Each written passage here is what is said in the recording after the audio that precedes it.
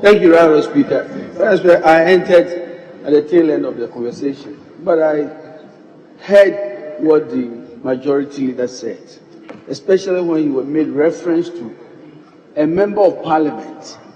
He has run elections in third term, I'm sure. So he must understand, and he should know what it takes to enter this house, to be a member of parliament. And for members of parliament who have executed elections, very difficult elections, won elections, to represent their people, to come here, and for the majority leader who should know that these are people who have worked here in the shadows of giants, and to tell them they don't have numbers, and that is seriously a problem.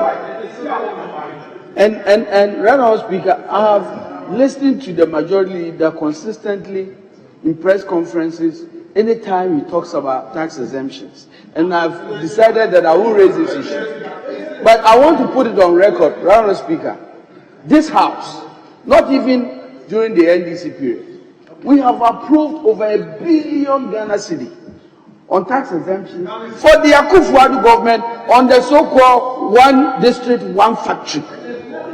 The basis for the one district, one factory was that, one, it was going to really address the export, reduce our exports, basically increase our exports and reduce our imports.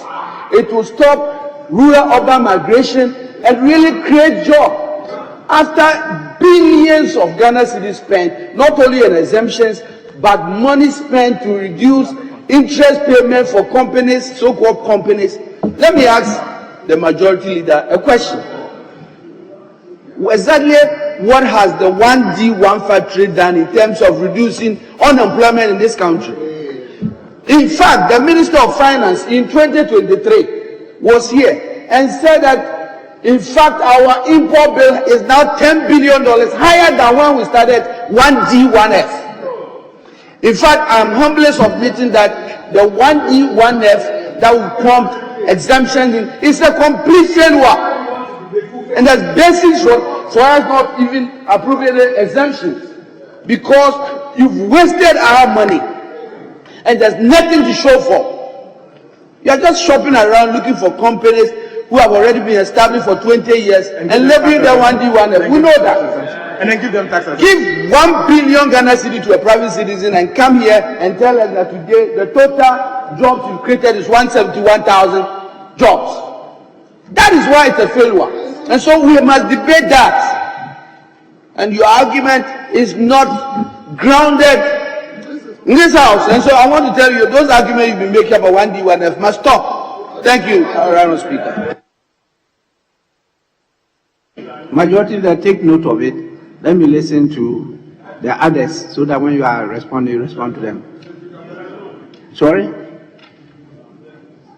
I thought you were continuing on this Mutala. You were trying to say something before I come to him. Mutala. Thank you, Mr. Speaker. Thank you, Mr. Speaker. Mr. Speaker, I want to thank my honorable friend for presenting the business statement, even though with some, he garnished it with some mistakes. My former friend. And to state that Honorable Yusuf asked him to invite the minister responsible for finance and employment on a very critical matter, the payment of the allowances of the National Youth Employment employees. Honorable Speaker, we each have constituencies. We represent people. The interests of the people we represent, for me, is sine qua non to the relevance of this house. To that extent, when those young people are not paid, it is excruciating. These are young people who move from far distances to discharge their responsibilities as employees under these programs, and they are not being paid for months. I've had calls from my constituents of NAPCO employees, the defunct NAPCO. They are still not being paid. We do know that the communication service tax, 80% of the monies for the communication service tax is given to the National Youth Employment Program, thanks to Prof. Mills and President Mahama, who took it from 25% to 80% when I had the privileged opportunity to have been the Deputy National Coordinator for the National Youth Employment Program. And that money is over 100 million Ghana cedis. Yet you still have beneficiaries under the program who are not being paid. So it is important for the minister responsible for employment and finance to explain to the people of this country through this house why those beneficiaries haven't been paid and why the NABCO beneficiaries also haven't been paid. Right, Honorable Speaker, I would urge that the majority leader invite the Minister for Finance again on the COVID levy, because he alluded to what government has done when we had COVID. Now, the COVID levy was introduced so that government were able to reap the so-called free water and free electricity they give the people of this country. As we stand today, we are not aware how much government has collected as a result of the COVID levy. If you introduce a tax regime for the purposes of monies you expended to cushion the people of this country, and then people have paid, if we have paid more than what government spent on COVID, then it will amount to extorting the people of this country for monies you shouldn't extort them of. So I think it is important the Minister for Finance is brought to this house to explain to the people of this country how much was spent to provide the free water and the free electricity, and how much they have collected so far on the COVID levy. Another one has to do with Minister of Agriculture. And Right Honorable Speaker, I know you are profoundly concerned about this. The rains have actually started. Farmers are about to start farming. Farmers would have to pay between 300 Ghana cedis to 400 Ghana cedis for 1 hectare of land. One acre, sorry. Between 300 to 400 Ghana cedis. Right, Honorable Speaker, I'm a farmer. I still have thousands of bags of my rice at the farm at Yaba. I don't have market for them. Honorable Akando has rice there, no market for them. Honorable Adongo, I can mention Honorable Samson, in fact, including clerks of this house. They have their rice at the farms, they don't have market for them. Yet the state is spending over $2 billion in the importation of rice and poultry products into this country. The NDC handed over to this government a little over $500 million we're spending annually in the importation of rice and poultry products into this country. They have taken it to over $2 billion. Now, the reason why the city is struggling, I am not an economist. It's a simple law of demand and supply. The higher the supply, the lower the price. The lower the supply, the higher the price. So what it simply means is that every year, we have to mop within this domestic market to get close to $3 billion to import something we have the capacity to produce. I have had a discussion with the Minister for Agriculture for them to buy the rice we have produced. As we see today, NABCO, a disaster management, they are buying imported rice for the people of this country. NABCO. It doesn't make sense. So, Mr. Speaker, I think it is important, in fact, it is essential for the Minister for Agriculture, who is a member of this House, and the Minister for Finance. Honorable Member, I have to rush to do something, so the second Deputy Speaker will take the chair. Sorry, I wanted to go. Yes, Honorable Member for Temale Central, you may continue. So, Mr. Speaker, it's a simple law of demand and supply. I have had some discussions with the Minister for Agriculture, and I said, we have produced the rice. If government decides to buy the rice that is produced in this country, and some of our colleagues are even mailing, not more, is still using imported products, it simply doesn't make sense. And I am tempted to agree with Machiavelli when he says, in fact, Aristotle, that society can only change when leaders become philosophers or philosophers become leaders. I think philosophy is in a short supply under this government. And that is why we have the challenges we have today. And I think that something ought to be done about it. Mr. Speaker, this thing is very important. Mr. Speaker, all of us, including other members. In fact, the former Minister for Health himself has thousands of bags of rice at the farm. I know where he farms. Yet government is unwilling. And it is very simple. Those who are importing this rice into this country, I shudder to think that there is something behind why government is a cabal. And unfortunately, the majority of them are not even citizens of this country. Something ought to be done about it. So I think that it is important that, considering the gravity of the challenges that confront us, and the fact that the economy is in disarray, and the fact that people are struggling, importers are complaining day by day, including those who contributed to support President Nanado's campaign in 2016. Honourable Member, I think this is a very important issue you are raising. Don't you think you have to get a very good platform for this discussion? I believe this is just a business statement for this week.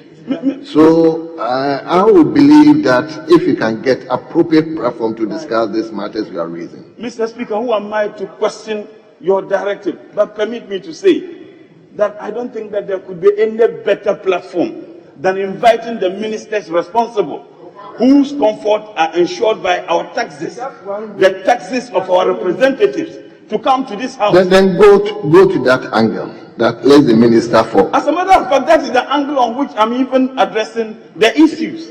Except that maybe I'm not convincing the speaker. I think that the majority chief whip is very convinced, and I know how passionate he is about the suffering of the people of this country, including his constituents. A lot of the importers are coming from his constituents and his region. I have had a lot of dealings with them. The importers are crying day by day. Mr. Speaker, they would import something. You know, when importers import, when I speak as a former deputy minister for trade, it will take them about 2 to 3 months to have the goods arrive in Ghana. So Honourable Member, your point has been made. I'm raising several points, actually. I haven't finished raising the points, Mr. Speaker. I haven't finished raising the point. Mr. Speaker, I know a gentleman who is at Obosoka, who is from your constituency. And he's been complaining, they are suffering. And these are people who contributed to support the campaign of Mr. Nanado in 2016. They contributed money.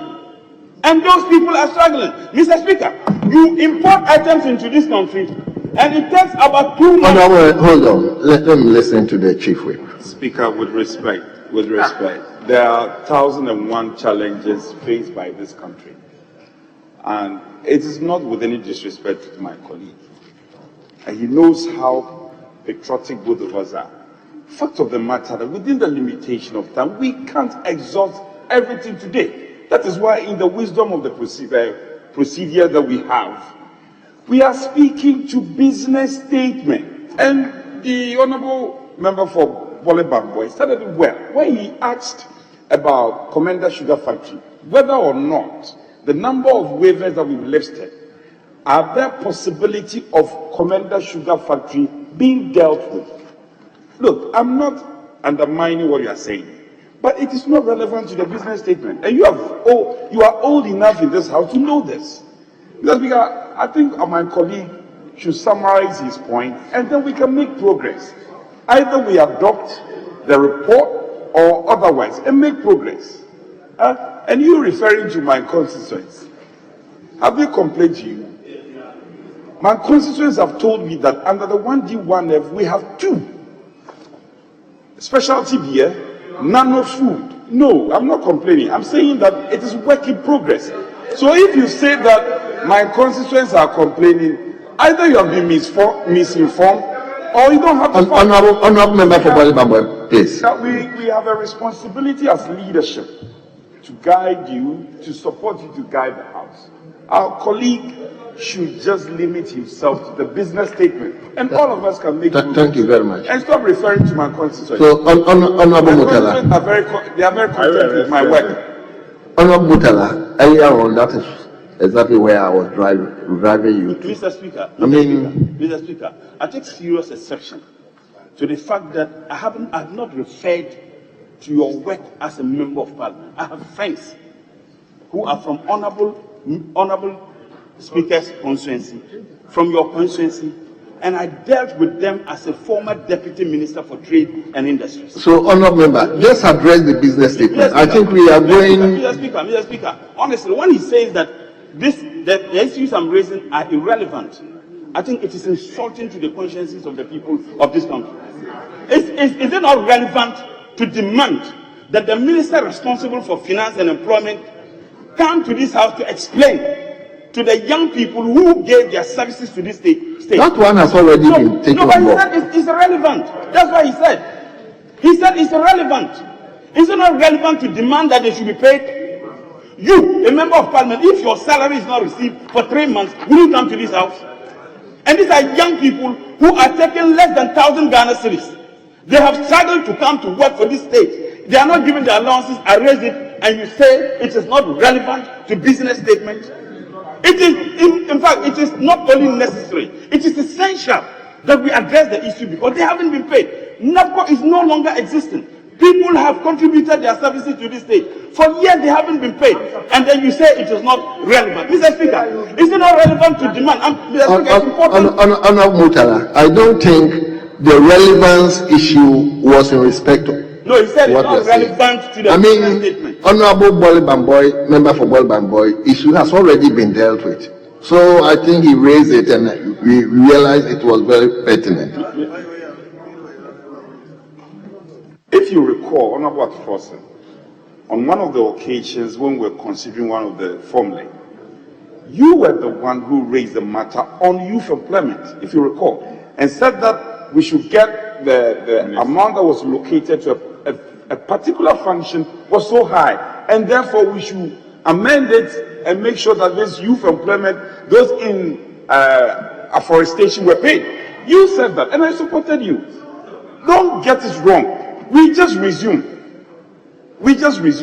So you have raised these matters, and you are going further to raise importation and all these types of importations. But what are we talking about here? We are talking about the waivers.